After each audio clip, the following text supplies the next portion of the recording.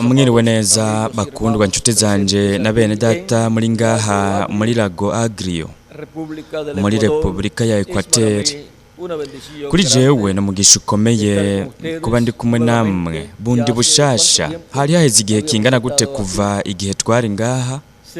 Hafi nk'imyaka 2 niyo yari iheze kuva igihe twaheruka kubana namwe. Kandi kuri jewe nihigwe kuba ndi kumwe namwe kugira ngo nsabe Kristo imigisha yiwe ibe kuri umwe kuri mwebwe. Ese imigisha ya Yesu Kristo marayika w'isezerano yoba kuri mwebwe mwese, kandi abaho umugisha mu buryo bw'imwemu no mu buryo bw'ibifadika, abateza imbere mu buryo bw'imwemu no mu buryo bw'ibifadika, kandi abakoreshe mu buryo bw'imwemu no mu buryo bw'ibifadika mu gikorwa ciwe. Kandi ngaha muri aka karere huzura igitigiri cy'abatoranijwe n'Imana vuba, kandi byongeye vuba huzura umubiri wose w'ibanga wa Kristo, nuko duhindugwe tujanwe mu birori by'ubukwe bw'umwagazi w'intama. Ndabisavye mu izina rihoraho ry'umwami Yesu Kristo, amen kandi amen. Paulo mutagatifu aratubwira mu cete yandikiye Abaroma. Nindamukanyo gusa ariko reka dusome ikintu ngaha. Haravuga hati buri gihe nukubanza gusoma ikintu mu ijambo. Haravuga hati abarongorwa na mwemu w'Imana bose nibo bana b'Imana, kuko mutahawe imwemu y'ubujango mwongere gutinya, ariko mwahawe imwemu yo kubahindura abana b'Imana idutakisha ngo aba data. Mwemu bwiwe abwiririkanya n'imwemu yacu ari cyabona yuko turi abana b'Imana, ariko ko turi abana bayo turabaragwa b'Imana, turabaraganwa na Kristo, namba tubabazanywa nawe ngo tubone guhanwa ubwiza nawe. Niyumvira yuko imibabaro y'iki gihe idakwiye kugereranywa n'ubwiza tuzohishurirwa, kuko ivyaremwe vyiteze uguhishurwa kw'abana b'Imana biguhahamiye cyane. Kuko ivyaremwe vyagezwe kuganzwa n'ibitagira ikimazi, kandi sivyo vyavyigombeye, ariko vyagizwe niyageze ko biganzwa bityo, kugira ngo vyizigire yuko navyo bizocungurwa ngo ntibibe ibija vyo kubora, bizohabwa ukwidegembya gufatana n'ubwiza bw'abana b'Imana. Kuko tuzi yuko ivyaremwe vyose binihira hamwe bikaramukigwa hamwe kugeza n'ubu, kandi si ico gusa, ariko natwe abafise umushuzo wa natwe nyene tunihira mu mitima yacu twiteze gucika abana b'Imana, niko gucungurwa kw'imibiri yacu, kuko twakijijwe mu buryo bwo kugira icyo twiteze, ariko icyari cyitezwe iyo kibonetse ntikiba kicitegwa. Icyo umuntu abonye yoba kicitega ate? Yamara ko twiteze icyo tutarabona, nuko tukirorera twihangana. Ese Imana yoha umugisha ubugingo bwacu ibikishije mu ijambo ryayo, kandi katwemerera no kuritahura. Murashobora gufata ivyicaro vyanyu.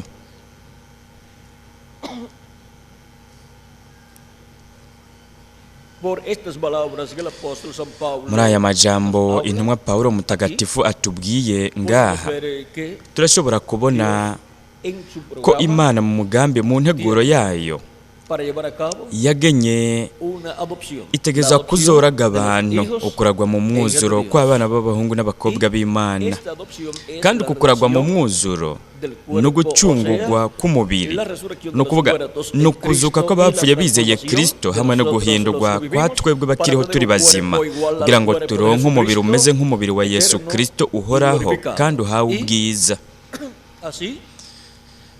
Gutyo tube dusubijwe ibintu byose Adamu na Eva batakaje mu kugwa, dusubizwe mu bugingo budashira ubwo Adamu na Eva baguye bakabuvamo mu itongo rya Edeni. Kandi mu yandi majambo ivyo vyatumye batakaza uburenganzira bwo kuba abami kuri uyu mubumbe w'isi, batakaje uburenganzira bwo kubaho ibihe bidashira kuri uyu mubumbe w'isi. Kandi Adamu yari kuba umwami w'umubumbe w'isi ibihe byose, kuko ntiyari guheza ngo yongere gupfa.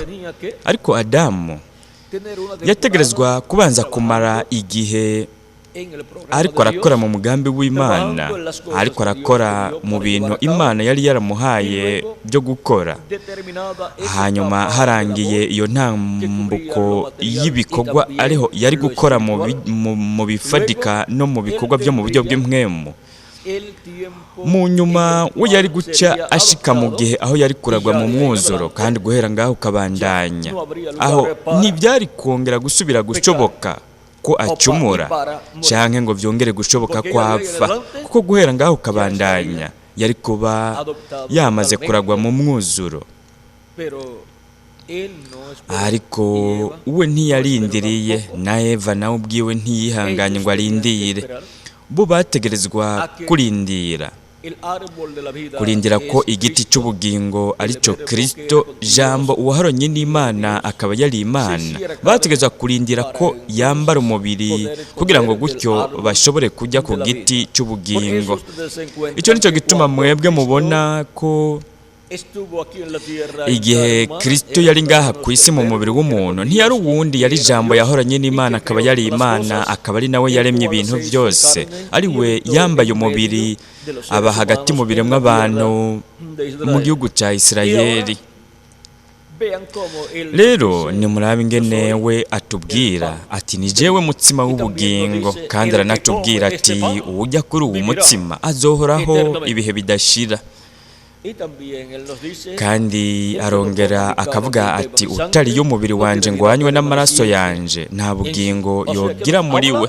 No kuvuga atubwira kumujyako uko no kujya ku giti cy'ubugingo. Icyo giti cy'ubugingo cyategerezwa kubanza kwambara umubiri, cyari mu itongo rya Edeni, ari cyo Kristo, ari we yari mu mubiri we wa teofaniya mu itongo rya Edeni, kandi niwe yiyereka Adamu buri munsi mu masaha kanaka ya buri munsi. Ariko muri uwo mwanya ntiyari bwambara umubiri. Ariko kandi aho hariho na Sekibi, arico giti cy'ubumenyi kimenyekanisha icyiza n'ikibi, nico cyambaye umubiri mu nzoka. Kandi Sekibi ari mu nzoka yasize iyo nzoka gutyo biciye mu nzoka, arico cyari kiremwa gishaka kumera nk'umuntu, icy'ubushakashatsi buriko burarondera cyazimanganye. Cyari gikoko gisa cyane n'ikiremwa muntu gisa n'umuntu, cyaravuga, cyariyumvira, cyari gifise ubumenyi bw'uburyo bwo kurondoka, kugwira, haba ku bikoko cyangwa ku kiremwa muntu, kurondoka, kugwira mu buryo bwo ngaha ku isi, kugwira kw'abantu cyangwa kw'ibikoko. Gutyo rero Eva yariye ku giti kimenyekanisha ikibi n'icyiza, hanyuma atuma na Adamu akijyako, kandi uko ari babiri baciye bapfa. Ariko twarabonye yuko babandanije kubaho, ariko mu buryo bw'impwemu bo baciye bapfa, kandi n'urubyaro rwose rwa Adamu na Eva rwaciye rugwa mu rupfu, kuko ingero y'icyaha n'urupfu, kandi aho batakaje uburenganzira bari bafise, bari barahawe n'Imana, batakaje uburenganzira bwo kuronka ubugingo budashira. Icyo nicyo gituma Eva yabayeho imyaka kanaka, mu nyuma arapfa. Adamu nawe nyene yabayeho nk'imyaka 930, hanyuma arapfa, kuko Imana yari yaramaze kugena ko umunsi Adamu azorya ku giti kimenyekanisha ikibi n'icyiza. Imana yari yaramaze kugena ko kuri uwo munsi azoca apfa. Nimurabe rero ingene ibi byose vyagiye birashyitswa. Adamu yaciye ahinduka umuntu apfa. Ubwa mbere oya, yari umuntu adapfa, ni ukuvuga yuko imbere yaho yari akiri mu ntambuko yo gupimwa, kandi kujya canke kutajya kuri ico giti nivyo vyari gutuma azopfa canke akabaho ibihe bidashira, akaba muri uwo mubiri yari afise, na Eva nawe akaguma ari muri uwo mubiri yari afise. Ariko murabona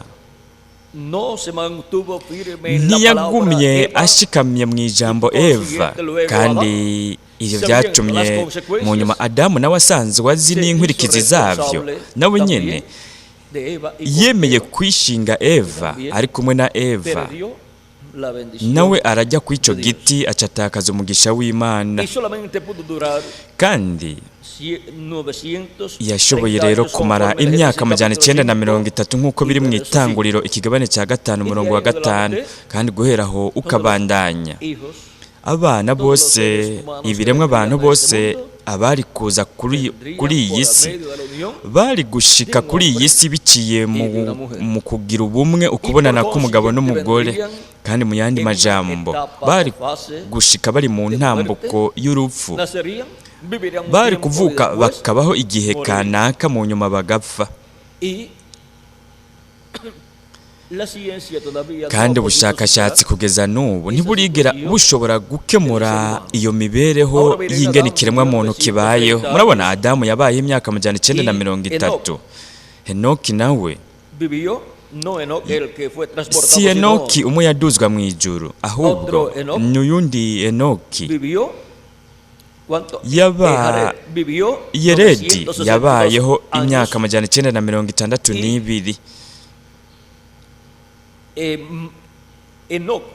Enoki nawe wadugijwe mu ijuru yabayeho imyaka 365, hanyuma araduzwa mu ijuru.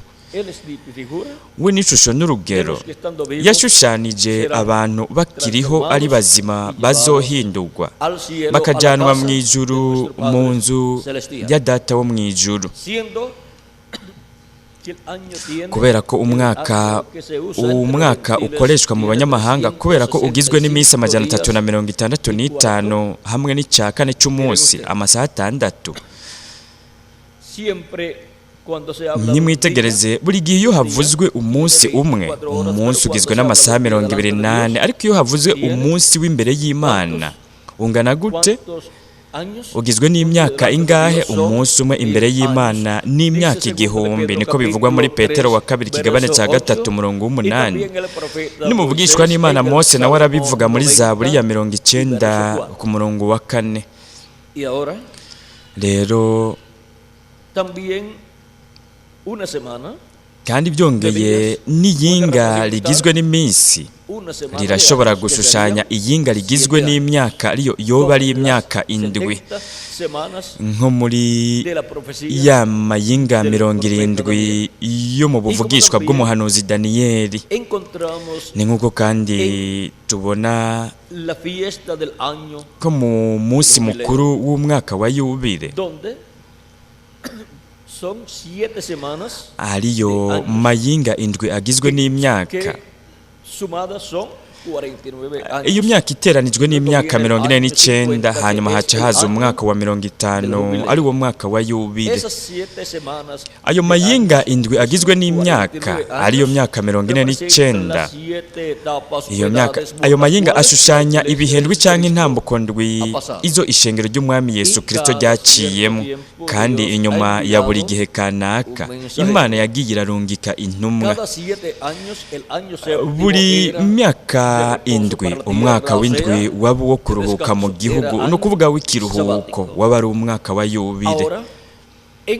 Rero turabona ko inyuma y'iyo myaka 49 ariyo irimwo imyaka 7 y'amasabato, kuko umwaka ugira 7 wa buri yinga rigizwe n'imyaka waba ari umwaka w'ikiruhuko wo kuruhuka mu gihugu. Inyuma y'iyo myaka 7 y'amasabato ariyo iri muri ayo mayinga 7 agizwe n'imyaka ariyo myaka 49. Nukuvuga yuko muri iyo myaka 49 habayemo imyaka 7 y'amasabato. Inyuma buri myaka 7 iheze hashika umwaka w'indwi ari wo mwaka w'isabato, kandi mu nyuma y'imyaka 49 naho hashika umwaka wa 50 ari wo mwaka wa Yubile. Kandi umwaka wa Yubile nk'uko buri rimwe muri ayo mayinga agizwe n'imyaka indwi, nk'uko buri yinga ryashushanya igihe cy'ishengero ry'umwami Yesu Kristo mu banyamahanga. Rero umwaka ugira 50 nawo ushushanya umwaka wa yubile. Ni ukuvuga umwaka wa yubile ni igihe cy'ibuye rikomeza imfuruka. 50 bivuga bisigura Pentekoti, kandi icyo ni igihe cy'Imana, aho Imana iha ikiremwa muntu gusa nayo kameremere kayo. Icyo nicyo gituma kandi no ku munsi wa Pentekoti ari wo wari umunsi wa 50, Imana yarahaye mpwemu wayo abantu 120 bari bakoraniyeho, kandi ibyo Imana yagumye iriko irabikora muri iyi myaka yose imaze guhera uvuye ku munsi wa Pentekoti kugeza ubu. Yagumye iriko irabikora kuri abo bose bizeye Kristo nk'umucunguzi wabo, bakoza ibyaha byabo mu maraso ya Kristo, bakaba bararonse mpwemu wayo yera. Kandi mu yandi majambo, abo baronse umubiri wa teofaniya, impwemu ya teofaniya mu buringanire bwa 6, kandi aho baronse impwemu ibahindura abana b'Imana. Ariko abizera bo mu bihe byarenganye ndetse na twebwe natwe dusigaje kuronka umubiri wo kuduhindura abana b'Imana mu mwuzuro, kuko twaramaze kuronka impwemu iduhindura abana b'Imana, ari wo mushuzo wa mpwemu. Nuko rero ku munsi wa Pentekoti, aho niho abantu bari kuronkera mpwemu yera. Nuko rero guhera kuri Kristo kugeza ubu, abantu kandi vyongeye bagumye bariko baraba mu buryo bw'imwemu, bagumye bariko baraba ku munsi wa Pentekoti, kandi kugeza ubu hamaze kurangira hafi imyaka 2000 uvuye kuri Kristo kugeza ubu. Hamaze guhera hafi imyaka 2000 uhereye ku munsi wa Pentekoti kugeza ubu.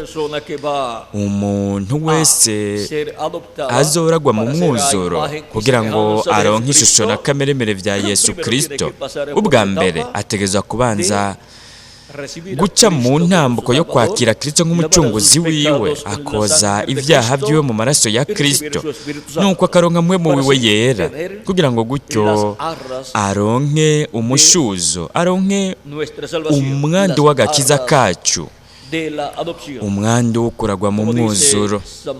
Ni nk'uko Pawulo mutagatifu abivuga mu cete ciwe yandikiye Abanyefeso mu kigabane cya mbere ku murongo, mureka turabe mu kigabane cya mbere umurongo wa 13 kugeza ku wa 14, haravuga hati: muri we namwe muri Kristo mumaze kumva ijambo ry'ukuri, n'iryo butumwa bwiza bw'agakiza kanyu, mumaze no kumwizera, niho mwashiriwe ko ikimenyetso nico mpwemu yera yasezeranywe, niwe ngwati y'umwandu tuzohabwa, kugira ngo abo Imana yaronse ibacungure ngo ubwiza bwayo bushimwe. No mu kigabane cya 4 umurongo wa 30 mu Banyefeso, Pawulo aratubwira ati: kandi ntimukababaze mpwemu yera w'Imana yabashyiriwe ko kuba ikimenyetso gushyitsa ku munsi wo gucungurwa. Kandi rero nk'uko mu byagezwe mu mabwirizwa no mu mategeko ngenderwa ko y'Imana yatanzwe n'Imana biciye mu mvugishwa n'Imana Mose ikayaha ihanga ry'Abaheburayi, harimwo umwaka w'ubucunguzi, umwaka wa yubile. Mu mugambi w'Imana uwo gucungurwa kw'imibiri yacu naho ni ukuvuga uguhindurwa kw'imibiri yacu kugira ngo tugire ishusho na kameremere vya Kristo, kugira ngo n'abapfuye bizeye Kristo bazukire mu mubiri uhoraho uhawe ubwiza umeze nk'uwa Yesu Kristo. Muri uwo mugambi w'Imana hazoba hariko hahindurwa ukuri umwaka wa yubile. Ni ukuvuga ko mw'ijuru hazoba harashyitswa icyo gihe cy'Imana, kandi no mu ishengero rya Yesu Kristo nk'umubiri w'ibanga w'abizera naho nyene hazoba harashyitswa icyo gihe cy'Imana, ari cyo gihe cy'Imana gihwanye n'igihe cy'ibuye rikomeza imfuruka. Icyo ni igihe cy'Imana cy'umwaka wa yubile uhinduwe mu nshasha mu ishengero rya Yesu Kristo ku munsi w'iherezo, kugira ngo habe ugucunga uguhingurwa k'umubiri, no kuvuga kugira ngo habe uguhindurwa kw'imibiri yacu hamwe no kuzuka ko bapfuye bizeye Kristo bazukiye mu mibiri ihoraho, kugira ngo tugire ishusho n'akameremere bya Yesu Kristo, nuko gutyo tugarukanwe uko twahora tumeze, turonke ishusho n'akameremere vy'Imana.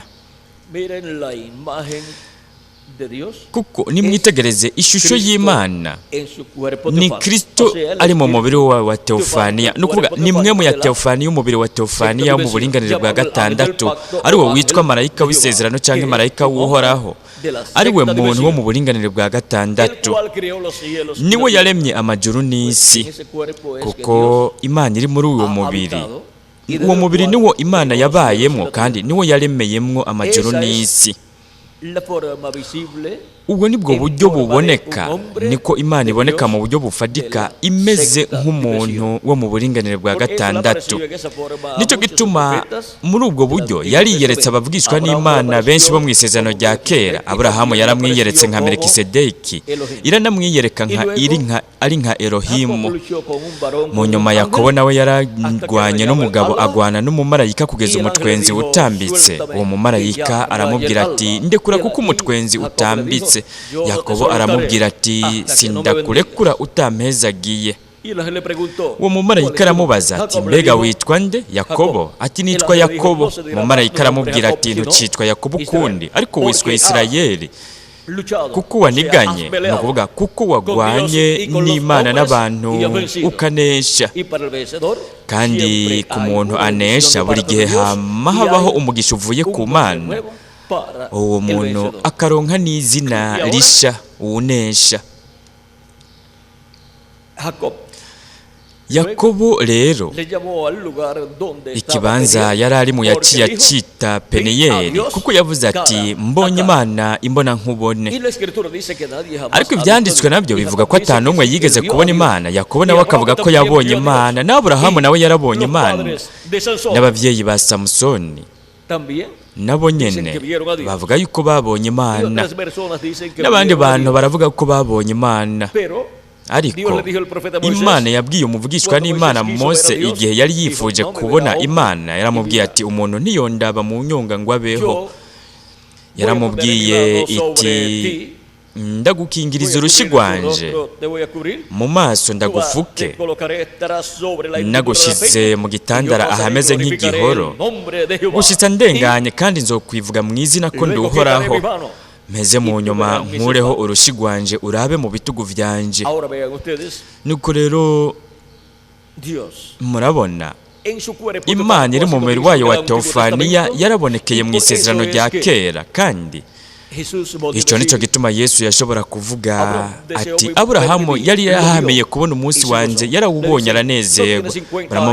Baramubwira bati wewe ubu udafise n'imyaka 50, ariko uvuge ngo warabonye Aburahamu. Yesu arababwira ati imbere yuko Aburahamu abaho jewe namye ndiho. Kandi habuze gato ngo bamwicisha amabuye, kuko ababwiye yuko imbere ya Aburahamu we yari ahari. Yesu yabayeho imbere ya Aburahamu akiri mu mubiri we wa Teofaniya, hanyuma naho yarihaye umubiri aba hagati mu ihanga ry'Abaheburayo. Ariko imbere yuko aronka umubiri w'inyama, yari afise umubiri we wa Teofaniya mu buringanire bwa gatandatu, ari wo mubiri usa n'uyu mubiri wacu, ariko wo mu bundi buringanire, kuwundi mu kindi kirere, kandi uwo n'umubiri wa kimarayika, umubiri umeze nk'uwo bamarayika.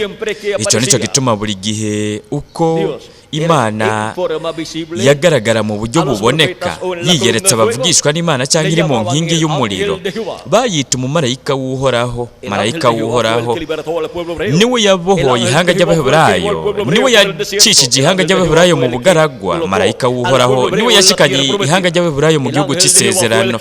Marayika w'Uhoraho niwe yavuze biciye mu mvugishwa n'Imana Mose arakora igikorwa cyo kuvayo. Marayika w'Uhoraho niwe yavuze biciye mu mvugishwa n'Imana Yosuwa, niwe yavuze biciye mu mvugishwa n'Imana Samueli, niwe yavuze biciye no mu bandi bavugishwa n'Imana bose nk'umuvugishwa n'Imana Eliya.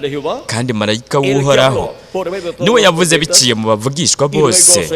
Hanyuma naho yarihaye umubiri aba hagati mu biremwa abantu, kandi igitwikirizo cy'umubiri yabayemo, uwo mubiri wiswe Yesu, umubiri yakoreyemo igikorwa cy'ubucunguzi ku musaraba i Karuvariyo. Kandi biciye muri uwo gitwikirizo cy'umubiri Yesu, Imana yaravuze, marayika w'isezerano yaravugishije ihanga ry'Abaheburayo. Nuko rero nimuraba ingene Pawulo mutagatifu atubwira mu cete cyiwe yandikiye Abaheburayo ikigabane cya mbere, guhera ku murongo wa mbere kugeza ku wa gatatu, haravuga hati kera Imana yabaririye ba sogokuruza mu kanwa k'abavugishwa nayo mu bihe byinshi no mu buryo bwinshi. Mbega avuga yuko Imana yavuze gute? Avuga ko yavuze biciye mu bavugishwa. Muri iyi minsi y'iherezo yabaririye twebwe mu kanwa k'umwana wayo, uwo yashyiriyeho kuba samuragwa wa byose, niwe yahaye kurema isi. Kandi iminsi y'iherezo Imana yavuze biciye muri nde? Biciye mu mwana wayo Yesu Kristo. Ariko kugeza ubu hamaze guhera imyaka ibihumbi 2000 uhereye kuri Yesu Kristo kugeza ubu. Pawulo nawe ahari kavuga yuko iyo yari minsi y'iherezo, aho Imana yari kiravuga biciye muri Yesu Kristo. Ni kubera ko yari minsi y'iherezo, kuko umunsi umwe imbere y'umwami ni nk'imyaka igihumbi, n'imyaka igihumbi nayo ni nk'umunsi umwe. Kandi iminsi y'iherezo imbere y'umwami ni ibihumbi by'iherezo ku biremwa abantu. Kandi ibihumbi by'iherezo ku biremwa abantu byatanguye igihe Yesu yari afise hagati y'imyaka 4 na 7 y'amavuka. Kandi mu yandi majambo, Imana yari iri muri Yesu Kristo iriko iravugisha ihanga ry'Abaheburayo mu minsi y'iherezo. Kandi mu nyuma yarapfiriye ku musaraba i Karuvariyo mu minsi y'iherezo. Nuko rero nimurabe ingene Petero nawe nyene avuga ku bijyanye n'urupfu rwa Yesu Kristo igihe yapfira ku musaraba i Karuvariyo, ariko aratubwira ingene twebwe twahamagawe n'ingene twebwe twacunguwe. Aravuga ati muri Petero wa mbere ikigabane cya mbere umurongo w'19 ukabandanya, aravuga ati ariko mwacungujwe amaraso y'igiciro kinini nk'ay'umwagazi w'intama utagira agasembwa cyangwa ibara, niyo maraso ya Kristo, uwo yamenywe n'Imana kera itanguriro ry'isi ritarashyirwaho, ariko yerekanywe ku iherezo ry'ibihe ku bwanyu. Murabona, yari yaramenywe, yarategekanijwe kera uhereye isi itararemwa. Yari yaramenywe kera imbere y'uko isanzure riremwa. Ivyo byose byari byaramaze kugenwa mu bwenge bw'Imana, mu mugambi w'Imana, ariko yerekanywe mu minsi y'iherezo. Kuko mu minsi y'iherezo niho Yesu yagaragaye ashika mu bukozi bwiwe, araheza apfira ku musaraba i Karuvariyo. Mu munsi wa mbere wo mu minsi y'iherezo, mu kimpumbi cya mbere cyo mu bihumbi 3 by'iherezo, no kuvuga yuko yashitse mu kimpumbi kigira 5, kandi yashitse mu gice cya mbere cy'ibice 3 bigize ikimpumbi cya 5, niho yakoreye ubukozi bwiwe, arakora igikorwa cy'ubucunguzi ku musaraba i Karuvariyo. Nuko rero turabonye iminsi y'iherezo icyo ari cyo. Kandi ku munsi w'iherezo Kristo yavuze ku bijyanye n'abamwizera, abapfuye. We aravuga ati nanje nzobazura ku munsi w'iherezo. Ukuzuka kw'abapfuye bizeye Kristo kuzobera ku munsi w'iherezo, nk'uko Kristo yabivugiye muri Yohana mutagatifu ikigabane cya 6 umurongo wa 39 kugeza ku wa 40. Kandi reka tubirabe ngaho ingene we yabivuze. Ikigabane cya 6 umurongo wa 39 muri Yohana aravuga ati kandi cyo wantumye agomba ngiki, agomba yuko mu byo yampaye byose hatagira na kimwe kinzimirana, ariko ngo nze nkizure ku munsi w'iherezo. Kuko iki ari cyo data agomba yuko ubona umwana wese akamwizera agira ubugingo budashira, nanje nkazomuzura ku munsi w'iherezo. Inshuro zibiri ngaha turumvise amajambo ya Yesu agira ati nanje nzobazura ku munsi w'iherezo. Kandi umunsi w'iherezo ni ikimpumbi cy'iherezo, ikimpumbi kigira 7 cyo mu bihumbi 7 byo guhera kuri Adamu kugeza ubu. Kandi guhera kuri Kristo kugeza ubu haramaze guhera imyaka 2000, ari byo bihumbi 2 mu gihe twongeye ku kirangamisi imyaka yo gucegwa ikiriko. Turetse ikirangamisi nk'uko kimeze, hasigaye gusa nk'umwaka umwe n'amezi 10 n'iminsi nka 15 cyangwa 17 kugira ngo dushike mu kimpumbi kigira gatatu. Ibiremwa abantu, amahanga yose, intwaro zose, ibihugu byose biriko biritegurira kwinjira mu kimpumbi kigira gatatu, baramaze kubitangaza. Kandi kimpumbi kigira gatatu n'umunsi wa gatatu wo mu minsi y'iherezo, kandi mu yandi majambo n'umunsi wa nyuma wo mu minsi y'iherezo, n'umunsi w'iherezo imbere y'Imana, ari wo ko biremwa abantu ari kimpumbi cy'iherezo. Muri iki kimpumbi cy'iherezo niho Kristo yasezeraniye ko akorera izuka ry'abapfuye bizeye Kristo, hamwe no guhindurwa kwa twebwe bariho turi bazima. Kandi uko nukuragwa mu mwuzuro kw'abana b'abahungu n'abakobwa b'Imana. Twaje kuri uyu mubumbe w'isi kugira ngo duce mu ntambuko yo gupimwa, kugira ngo kwiherezo, ku muhero w'isi, no kuvuga ku iherezo ry'igihe, ku iherezo ry'iminsi y'iherezo, ku munsi w'iherezo mu kimpumbi kigira indwi, kugira ngo hahamagagwe abatoranijwe ba nyuma b'Imana, nuko dutegurwe kugira ngo duhindurwe, gutyo tujanwe mu birori by'ubukwe bw'umwagazi w'intama. Kandi uguhindurwa uko no kuragwa mu mwuzuro kw'abana b'abahungu n'abakobwa b'Imana. Kandi tuzosa na Yesu Kristo, dufise umubiri ufadika uhoraho uhawe ubwiza, dufise n'impwemu yo mu buringanire bwa gatandatu, impwemu ihoraho. Gutyo tuzogira ishusho na kameremere bya Yesu Kristo, gutyo tuzoba dusubiye kugirwa mu mwuzuro nk'abana b'abahungu n'abakobwa b'Imana, dufise ishusho na kameremere by'Imana. Rero murabona ko ari umugambi wiyoroheje uciye bugufi, ariko ni umugambi uriko urakogwa na Kristo, wagumye uriko urakogwa na Kristo mu ntambuko kuja mu yindi, kugeza dushitse no muri kino gihe cy'iherezo, ahahamagarirwa hakegeranirizwa abatoranijwe bo ku munsi w'iherezo. Kandi nk'uko habaye umuhamagaro ukabera muri buri kibanza kugira ngo buri gihe gishitswe, gutyo kugira ngo abatoranijwe bo muri buri gihe begeranywe, muri kino gihe cy'iherezo naho umuhamagaro w'ijwi rirenga ry'inzamba y'ubutumwa bwiza bw'ubwami. Uwo muhamagaro watanguriye he? Muri Amerika Latine na Karayibe. Kandi ico nico gituma muri uwo mwanya dukoraniye ngaha turiko turumviriza ijwi rya Kristo muri kino gihe cy'iherezo, ku munsi w'iherezo turiko turumviriza ubutumwa bwa Yesu Kristo bwo ku munsi w'iherezo, kugira ngo ubutumwa bwo mu kiringo kinini kigira indwi n'ikimpumbi kigira indwi aribwo butumwa buzotuma isi yuzura ubumenyi bw'icubahiro cy'uhoraho, nk'uko amazi abugereye mu kiyaga, nk'uko tubibwirwa na Habakuki mu kigabane cya 12 umurongo wa 14, tukanabibwirwa na Yesaya mu kigabane cya 11 umurongo wa 9. Rero twebwe muri kino gihe cy'iherezo nitwe twagenewe kuba abantu bafise amahirwe adasanzwe babaye kuri uyu mubumbe w'isi, kugira ngo twumvirize ijwi rya Kristo, iri jwi rirenga ry'inzamba, ubutumwa bwiza bw'ubwami, aribwo buca hirya no hino kuza kwa kabiri kwa Kristo, kugira ngo gutyo duhamagagwe, twegeranywe, dutegurwe kugira ngo duhindurwe muri kino gihe cy'iherezo. Rero ntituzi umwaka uwo ari wo ku munsi w'iherezo, ntituzi umwaka uwo ari wo mu kimpumbi cy'indwi, uwo abapfuye bizeye Kristo bazozukiramwo, natwe abariho turi bazima tugahindurwa. Ntituzi umwaka uwo ari wo, ariko ic'ingirakamaro ni ukuba twarahamagawe, tukaba twaregeranijwe, tukaba turiko turumva ijwi rya Kristo, kandi tukaba turiko turakorera Kristo mu rukundo rw'Imana, tukaba turiko turabaho ubuzima buhwanye n'ishaka ry'Imana, dufise ubwoba duhinda agashitsi, kandi tukaba turiko turakora mu gikorwa cya Kristo cyo kuri uyu munsi w'iherezo. Nuko tugashobora kuvuga nk'uko Yesu Kristo nawe yavuze muri Luka mutagatifu ati, nkwiye kuba ndi mu bikorwa vya Data.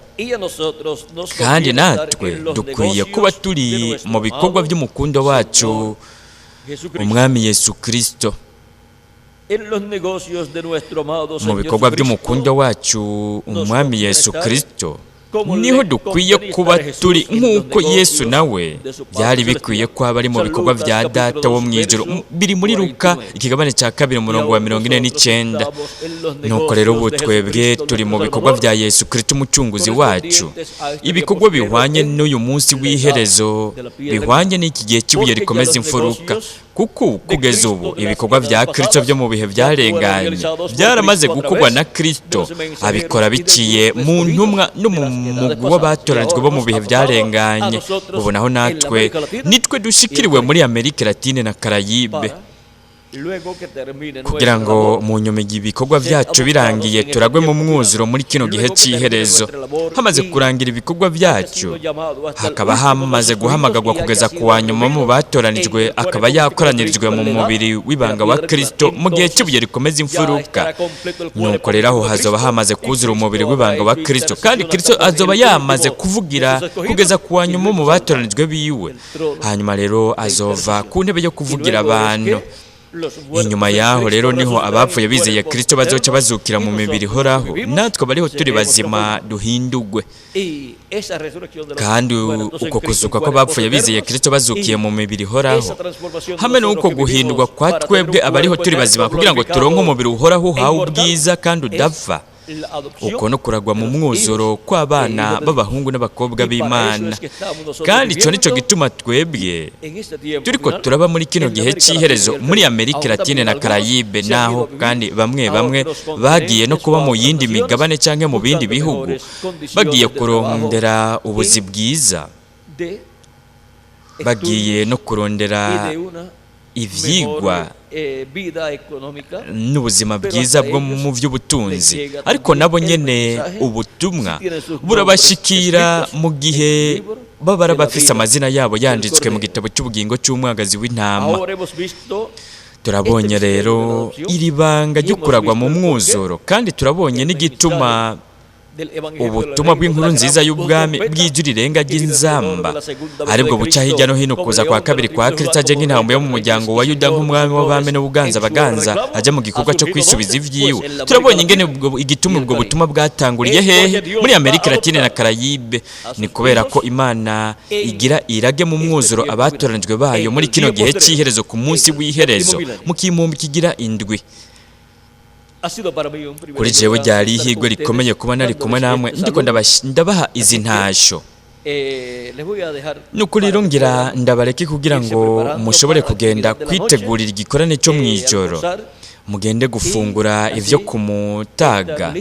Nuko rero mube mwiteguriye igikorane cyo mwijoro, na jewe nanje nza kuba ndiko nditegurira igikorane cyo mwijoro, kugira ngo gutyo nze kuba ndi kumwe namwe ndiko ndababwira ibijyanye n'icigwa cyitwa ngo gukora ishaka rya data. Kugira ngo dushobore kuragwa mu mwuzuro dutegerezwa gukora ishaka rya data. Adamu ntiyakoze ubugombe ishaka rya se, gutyo ntiyarazwe mu mwuzuro. Yesu we yarakoze ubugombe bwa se araragwa mu mwuzuro. Natwe turiko turakora ishaka rya data wacu wo mwijuru kugira ngo turagwe mu mwuzuro kuri uyu munsi w'iherezo, no kuvuga mu kimumbi kigira indwi. Ni vyiza, ico nico cigwa tuza kuba dufise mwijoro. Ndabicishijemo kugira ngo ndabahe ibibaha akayabago, ariko reka bisigarize mwijoro. Imana ibaho umugisha ibarinde. Turasubira mwijoro, no kuvuga isaha 12 n'igice baza kuba batanguye kuririmba, kugira ngo mu nyuma isaha imwe dukurikirane itumatumana ko rica ku radio no kumbonesha kure. Imana ibaho umugisha ibarinde kandi bakoreshe cyane mu bikorwa byayo. Kandi mwese mwitegure, mube mwiteguriye kuragwa mu mwuzuro kuri uyu munsi w'iherezo. Mana, urukundo rwawe ni rwinshi, urukundo rwayo ni rwinshi ugwidufitiye. Nimwitegereze ingene mu bwenge bw'Imana, ingene Imana yari idufise mu bwenge bwayo, yari idufise mu bwenge bwayo. Kandi naho hari abantu bamwe bigeze kwibaza ko imigisha yose yoba yari yaratangiwe mu bindi bihugu, Imana yari yarasigaje umugisha ukomeye cyane wo guha abanyamerika Latine na Karayibe. Kandi ivyo nivyo biriko birabera kuri uyu munsi w'iherezo. Urukundo rwawe ni rwinshi Mana, kandi ubwo n'urukundo rumeze gute? Ruhoraho. Kandi urukundo rudashira nigwo idukunda. Urukundo ruhoraho, ubwo n'urukundo rw'Imana. uwo ni urukundo agape, urukundo rw'Imana, urukundo ruhoraho rudashira. Ubu rero tumaze kuba tuzi ko urukundo idufitiye ari rwinshi, twebwe rero turavuga tuti jewe rero nzokurikira Kristo, kandi ndamukurikira mu rukundo ruva ibwina mu mutima wanje. Uko niko dukurikira Kristo,